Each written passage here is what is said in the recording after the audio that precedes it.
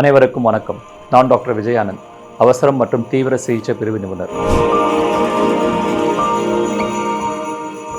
நம்ம ஊரில் ஒரு பழமொழி இருக்குங்க, பாம்பை கண்ட படையை நடுங்குன்ட்டு. அதே மாதிரி ஒரு மனிதனுக்கு பாம்பு கடி வந்தோடனே பல செய்யக்கூடாத விஷயங்கள்ல நிறைய விஷயங்கள் இடத்துல நடக்கப்படுது.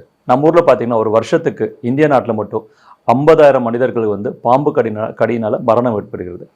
இதை பற்றி ஆராய்ச்சி பண்ணும்போது நம்ம ஊரில் மொத்தமாகவே ஒரு 20% தான் விஷத்தன்மை உள்ள பாம்புகள் உள்ளன. அதில் மொத்தம் 4% தான் அதிக விஷத்தன்மை உள்ள பாம்புகள் இருக்குன்னு. அப்படி இருக்கும்போது இதில் எக்ஸ்போஸ் ஆகும்போது ஒரு பாம்பு கடி ஏற்பட்ட உடனே ஒவ்வொரு பாம்புக்கும் ஒரு விதமான கேரக்டரிஸ்டிக்ஸ் இருக்கும். சில பாம்புகள் கடியினால என்ன ஆகும்னா மூளையோட செயல்பாடு குறைஞ்ச சுயநினை இழந்து போயிருப்பாங்க.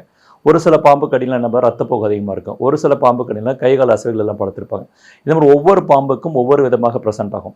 அப்போ இம்மிடியேட்டாக ஒரு பாம்பு கடி ஏற்பட்ட மனிதர் நீங்கள் பார்க்கும்போது இம்மிடியேட்டாக செய்யக்கூடிய விஷயங்கள் என்னன்னு இருக்கு, செய்யக்கூடாத விஷயங்கள் என்ன இருக்கு.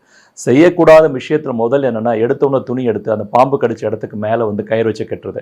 இதனால என்ன ஆகும்னா அந்த கால்லையோ கையிலையோ எங்கே கடிச்சிருக்கோ அதுக்கு மேலே உள்ள ரத்த ஓட்ட சீராக செல்லாதனால உறுப்புகள் செல்ல வேண்டிய ரத்த இடைபாடுகள் வந்துவிடும். இது முதல் காரணம்.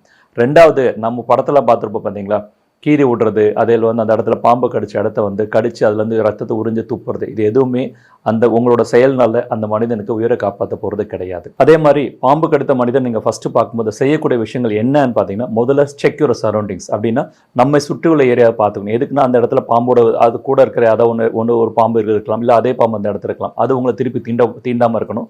ஆனால் உங்கள் சரௌண்டிங்கை டிசைட் பண்ணிவிட்டு அதுக்கப்புறமா அந்த பேஷண்ட்டை அப்ரோச் பண்ணணும். அதே மாதிரி முதல்ல பண்ண வேண்டிய விஷயம் என்னென்னா இம்மோபிலைசேஷனாக எந்த கையிலையோ இல்லை கால்லையோ கடிச்சிருக்குன்னா அந்த பகுதிகளை மேற்கொண்டு நகர்த்தாமல் இருக்கிறதுக்காக இம்மோபிலைஸ் பண்ணலாம். என்ன பண்ணலாம், ஒரு கட்டையோ அதை சைடில் வச்சுட்டு அதை வச்சு ஒரு துணி மேலே கட்டிக்கும் போது என்ன ஆகும்னா இதனால் மேற்கொண்டு அந்த விஷத்தன்மை ரத்தத்தில் மேலும் கலக்காமல் பார்த்துக்கலாம். ரெண்டாவதாக நீங்கள் பண்ண விஷயம், அந்த பாம்பு கடித்த தடம் அதில் இருந்துச்சுன்னா அதை மார்க் பண்ணிடணும். ஏன்னா அந்த மார்க்கை வச்சு நம்ம எந்த விதமான பாம்பு கடிச்சிருக்கலாம் நம்மளால் ஐடென்டிஃபை பண்ண முடியும். இது ரெண்டு தான் நீங்கள் இமீடியட்டாக பண்ண விஷயம். இதை பண்ணின அடுத்த நிமிஷமே உங்களுக்கு எமர்ஜென்சி கால் பண்ணிட்டு இமீடியட்டாக ஐசியூ ப்ளஸ் எமர்ஜென்சி செட்டப் உள்ள ஹாஸ்பிட்டலுக்கு தான் இமீடியட்டாக கூட்டிகிட்டு போகணும். அதே மாதிரி ஒரு பேஷண்ட்டை பாம்பு கடி கடிச்சு உள்ள பேஷண்ட் ஆஸ்பத்திரி கூட்டிகிட்டு வந்துட்டிங்கன்னா அதுக்கான சிகிச்சை முறைகள் ஒரே மாதிரி தான் இருக்கும். நீங்கள் கட்டுவரையனாக இருக்கலாம், இல்லை நல்ல பாம்பாக இருக்கலாம், இல்லாட்டி நீங்கள் மலைப்பாம்புல எந்த பாம்பு கடிச்சிருந்தாலும் அதுக்கான சிகிச்சை முறைகள் ஒரே மாதிரி தானே. அதுக்கு உண்டான ஆன்டிடோட்ஸ், எதிர்ப்பு சக்தி கொடுக்கக்கூடிய மருந்துகள் இருக்குது, அதை கொடுக்க ஆரம்பிச்சிருவாங்க.